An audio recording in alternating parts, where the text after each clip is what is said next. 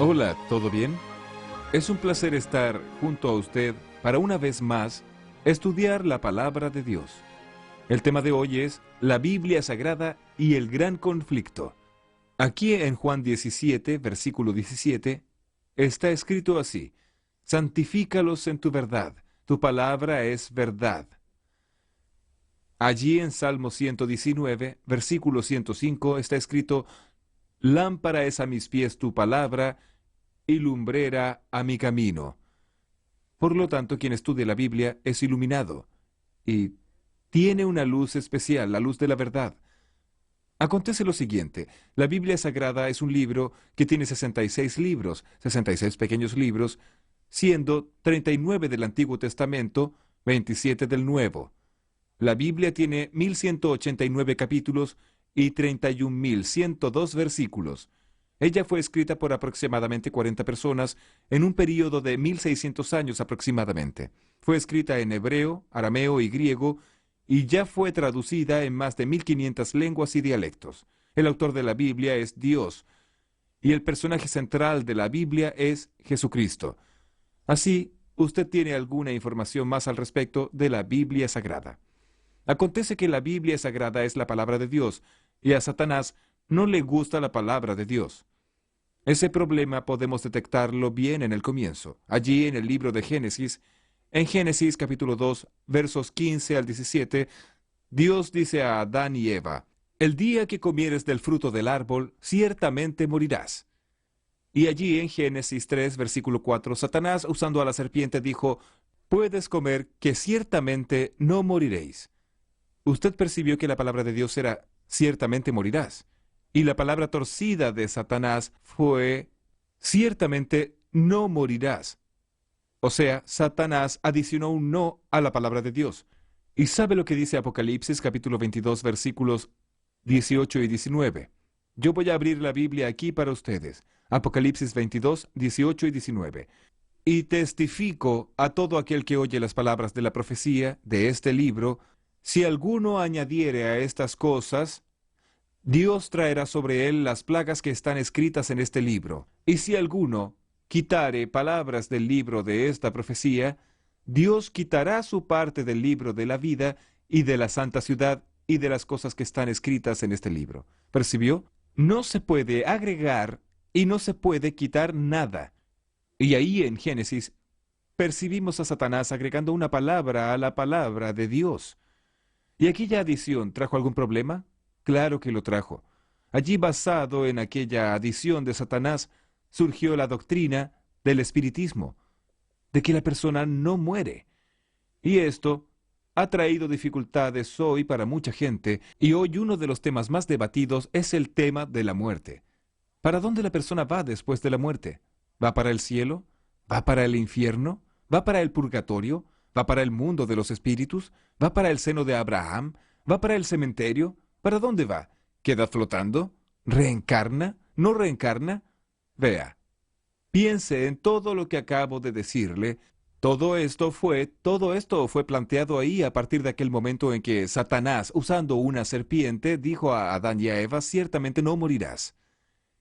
Cuando las personas adicionan alguna cosa o quitan alguna cosa a la palabra de Dios, consecuentemente tendremos problemas. Durante toda la historia, Satanás siempre intentó estorbar, cambiar, confundir la palabra de Dios. En nuestros días, podemos percibir la sutileza de Satanás al intentar confundir la palabra de Dios. Vamos a analizar esto con bastante cariño, con bastante atención. Acompáñame aquí en el raciocinio de este punto del tema. Bien, hoy existen muchas versiones de la Biblia, muchas traducciones de la Biblia, ¿no es verdad? Existen tantas versiones que usted toma un versículo y analiza en varias versiones, y si no tiene cuidado, una u otra parece no traducir correctamente aquel texto. Aquel texto del hebreo, del arameo o de la lengua griega, y parece que algunos versículos quedan así, medio en el aire. Algunas personas intentan interpretar el versículo y ahí se complica más. Por ejemplo, hay algunas Biblias ahí que cuando usted toma Apocalipsis 1, versículo 10, dice: yo estaba en el Espíritu en el día del Señor. Solo dice eso, no dice más nada. Ahí algunas personas colocan en el pie de página, allí abajo de la Biblia, diciendo, el día del Señor es el domingo. Y ya colocaron allí su punto de vista. De esta forma, las personas comienzan a intentar cambiar el texto sagrado. Esto no puede ser. Otras traducciones quitan algunas palabras, por ejemplo, la traducción Nuevo Mundo. La traducción Nuevo Mundo de la Sociedad Torre de Vigía, cuando cita allí Juan capítulo 1, versículos 1 al 3, dice, en el principio era el Verbo estaba con Dios, y el Verbo era Dios. Después, en el versículo 14 dice, el Verbo se hizo carne y habitó entre nosotros. Aquel Verbo es Jesús, y Jesús es presentado en Juan como Dios, creador. Pero en la Biblia traducción Nuevo Mundo está escrito así, en el principio era la palabra, y la palabra estaba con Dios, y la palabra era un Dios. Ese uno, entre comillas, es ese Dios con D minúscula, colocando a Jesús como una criatura y no como creador. Además de ser pecado, esto es una blasfemia, y con esto está también el problema de cambiar la palabra de Dios. Y así existen otros casos, pero no tenemos ahora condiciones y tiempo para abordarlos a todos. Usted ya puede sentir que Satanás está también luchando en este gran conflicto contra la palabra de Dios. Es una de las cosas que el enemigo es especialista e intenta llevar a las personas a crear una falsa interpretación. Hoy en nuestros días existen cerca de 3.600 religiones de la rama cristiana, y cada religión dice una cosa, cada religión tiene una doctrina, tiene un pensamiento. ¿Y por qué existen tantas religiones y cada día surgen nuevas? Justamente porque las personas leen una cosa y entienden otra, o porque el enemigo muchas veces estorba la comprensión de la persona de la palabra de Dios. Y por eso tenemos que tener bastante cuidado, prestar mucha atención y leer la palabra de Dios siempre con mucha oración. Si usted toma la Biblia romana y la Biblia Reina Valera y hace una comparación, usted podrá percibir algunas cosas graves. Voy a mostrarle algunas de ellas, acompáñeme. Ahora voy a hacer un análisis rápido de la Biblia romana y también hacer una comparación con la Biblia Reina Valera actualizada o corregida. Da lo mismo. Acompáñeme aquí. Vea. En la palabra de Dios, ya dije, ella tiene 66 libros, ¿cierto? Y dije también que ella tiene 1.189 capítulos, 31.102 versículos, 773.693 palabras y 3.566.480 letras. Y vimos que la Biblia está subdividida en 5 partes. Fue nuestro primer estudio. Ahora vea, la ira de Satanás contra la palabra de Dios llevó al siguiente problema. Comparando la Biblia romana con la Biblia original, en la Biblia original nosotros sabemos, como yo ya dije, existen 66 libros, pero la Biblia romana tiene 73 libros. Así, podemos percibir la ira de Satanás cambiando la palabra de Dios. Como ya vimos, también es especialista en cambiar y torcer la palabra de Dios. Por ejemplo, en la Biblia romana existen 7 libros más. El primer libro es primero de Macabeo, después segundo de Macabeo, después Tobías, enseguida Judith, después Sabiduría, Eclesiástico y Baruch. Estos 7 libros son conocidos como libros apócrifos, o sea, libros ocultos. La palabra apócrifo viene del griego, que quiere decir oculto, alguna cosa que no fue revelada por Dios. Entonces, esos 7 libros aparecen además en la Biblia romana y también en el libro de Esther. Existe una adición, en el libro de Daniel también existe una adición.